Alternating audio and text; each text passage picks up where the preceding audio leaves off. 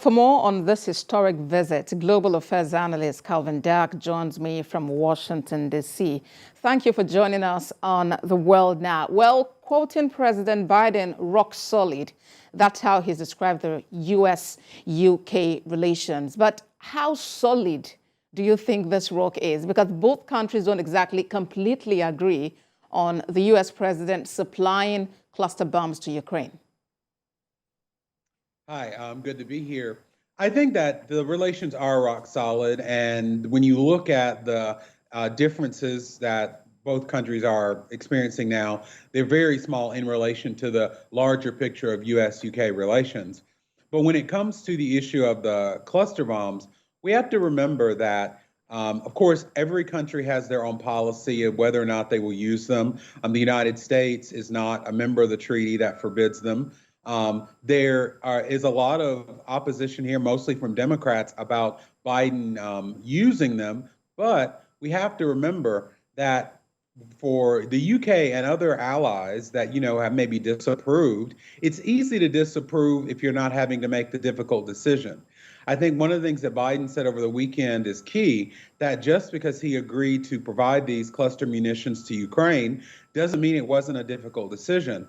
And one of the things that we're thinking about here, and I wonder if this is something that Biden will convey to the Prime Minister in the UK, is there's a humanitarian concern definitely with using cluster munitions, but there's also humanitarian concern to allow Russia to continue to use them without providing them to Ukraine to defend themselves. So it's a complicated issue. I think they'll probably discuss it a lot today and tomorrow during the summit, but the differences won't make that big of a difference in the greater scheme of U.S.-UK relations. All right, but the opposition's coming from member countries of NATO. Do you think it would in any way alter America's decision to supply these bombs?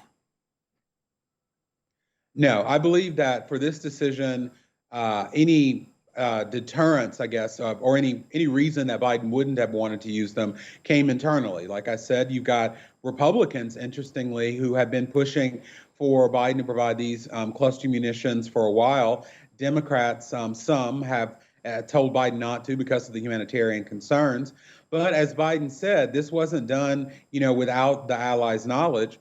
He informed them, and it wasn't to get their approval or permission, but just to let them know this is the choice that America had taken. And I think you're seeing allies that don't agree with the decision are still respecting it, as this is the best way that the U.S., in its view, our view, can help Ukraine in this war with Russia.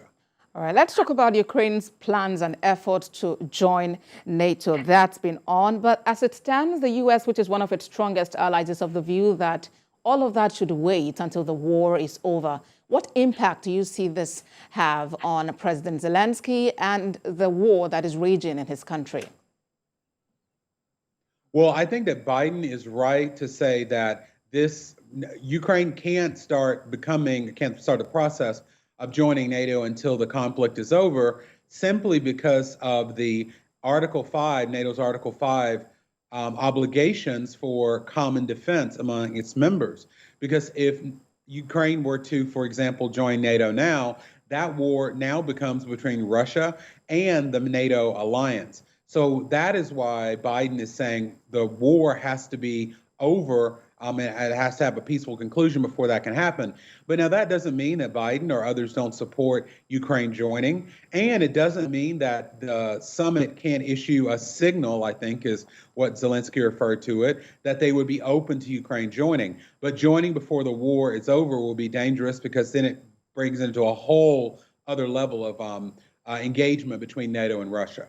And as it is, Sweden is also in the news for wanting to join NATO, but that move is strongly being opposed by Turkey, although President Biden is looking to, weigh in and get him to agree to Sweden joining. But what do you make of the development? Well, I think that it's going to be interesting to see how that topic is dealt with at the summit. I think a major dynamic about that will be that now Erdogan is post-election.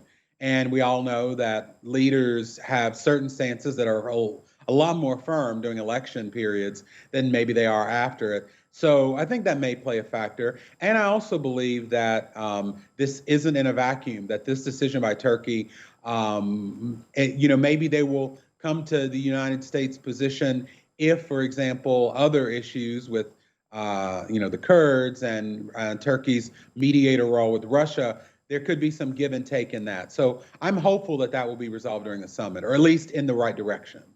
All right, then global affairs analyst Calvin Dark, thank you for talking to us on TVC News. Thank you.